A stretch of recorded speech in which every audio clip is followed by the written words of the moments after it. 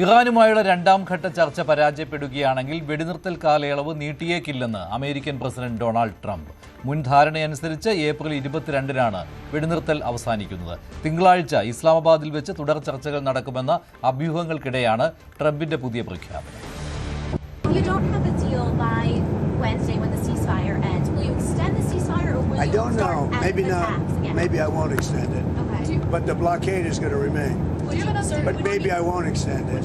So you have a blockade, and unfortunately we'll have to start dropping bombs again. Thank you very much, everybody. Thank you. I think it's going to happen.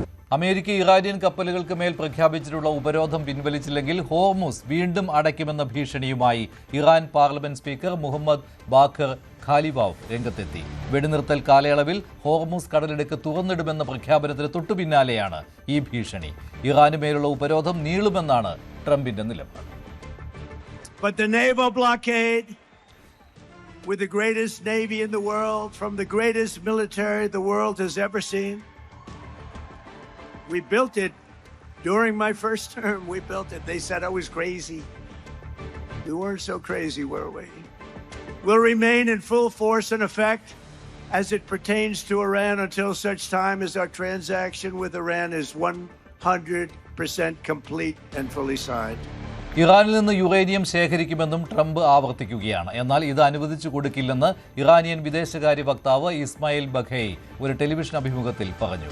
Russian എണ്ണയ്ക്ക് മേലുണ്ടായിരുന്ന ഉപരോധം US treasury department ഒരു മാസം കൂടി നീട്ടിയിട്ടുണ്ട്.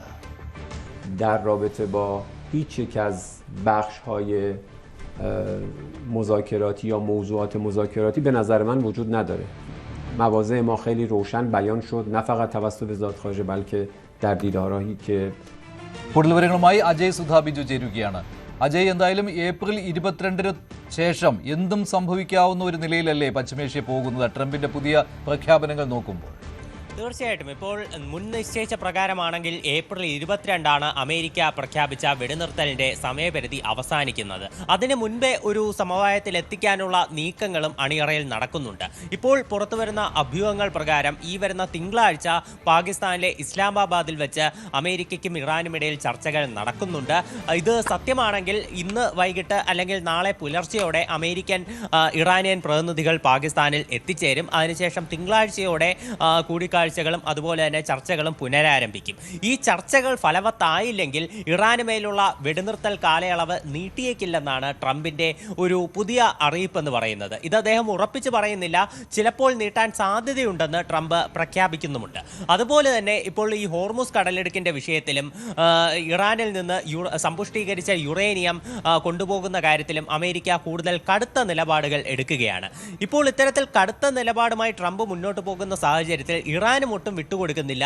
ഇറാന്റെ parliament സ്പീക്കറായിട്ടുള്ള Mohammad Bagher Ghalibaf ഇപ്പോൾ ശക്തമായിട്ടുള്ള ഒരു അറിയിപ്പ് തന്നെ പുറത്തുവിടുന്നു. അതായത് ഈ ഹോർമുസ് കടലിടുക്കിൽ ഇറാനിയൻ കപ്പലുകൾക്ക് മേലുള്ള അമേരിക്കൻ ഉപരോധം തുടരുകയാണെങ്കിൽ ഹോർമുസ് കടലിടുക്ക് തങ്ങൾ വീണ്ടും അടയ്ക്കും എന്നതാണ് MB ഖാലിബാഫിന്റെ ഭീഷണി എന്ന് പറയുന്നത്.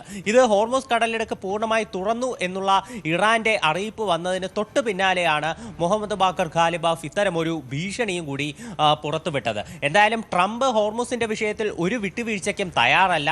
ഇറാനിയൻ കപ്പലുകൾക്ക് മേലുള്ള ഉപരോധം തുടരും എന്ന് തന്നെയാണ് ട്രംപ് വ്യക്തമാക്കുന്നത്. അതുപോലെ ഇറാനിൽ നിന്ന് സമ്പുഷ്ടീകരിച്ച യുറേനിയം അത് US കൊണ്ടുപോകുമെന്നും ഇതിനായി വിദഗ്ധരായിട്ടുള്ള ഉദ്യോഗസ്ഥരെയും ഉപകരണങ്ങളെയും ഇറാനിലേക്ക് എത്തിക്കുമെന്നും ട്രംപ് പറയുന്നുണ്ട്. അതായത് ഇറാനുമായിട്ട് ഒരു ഡീലിനാണ് ശ്രമിക്കുന്നത്. ഇത്തരമൊരു സന്ധി സംഭാഷണത്തിലൂടെ ഒരു ഡീലിലേക്ക് എത്തിയാൽ ഇറാന്റെ അനുമതിയോടെ തന്നെ ഈ ഒരു യുറേനിയം അമേരിക്കയിലേക്ക് കൊണ്ടുപോകും. അല്ലാത്ത പക്ഷം ബലം പ്രയോഗിച്ചും തങ്ങളിത് ചെയ്യുമെന്നാണ് ട്രംപ് നിലവിൽ വ്യക്തമാക്കുന്നത്.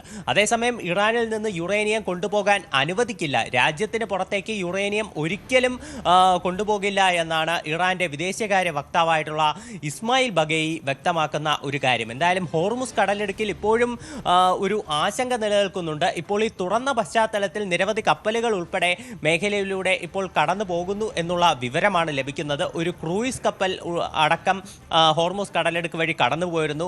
ചരക്ക് ഗതാഗതം മാത്രമായിരുന്നു അതുവഴി നടന്നിരുന്നത്. ഇപ്പോൾ യാത്രക്കാരെ വഹിച്ചുകൊണ്ടു പോകുന്ന ഒരു കപ്പലടക്കം അതുവഴി കടന്നുപോയിട്ടുണ്ട്. ഈ ഒരു സാഹചര്യം കാരണം തന്നെ ക്രൂഡ് ഓയിൽ വില ഇപ്പോൾ $90 എത്തിയിട്ടുണ്ട്. മാർച്ച് 10 ശേഷമുള്ള ഏറ്റവും കുറഞ്ഞ നിരക്കാണിത്. ഇതിനിടെ അമേരിക്ക റഷ്യൻ എണ്ണയ്ക്ക് മേൽ പ്രഖ്യാപിച്ചിരുന്ന വിലക്കും ഇപ്പോൾ 1 മാസം കൂടി എക്സ്റ്റെൻഡ് ചെയ്തിട്ടുണ്ട്.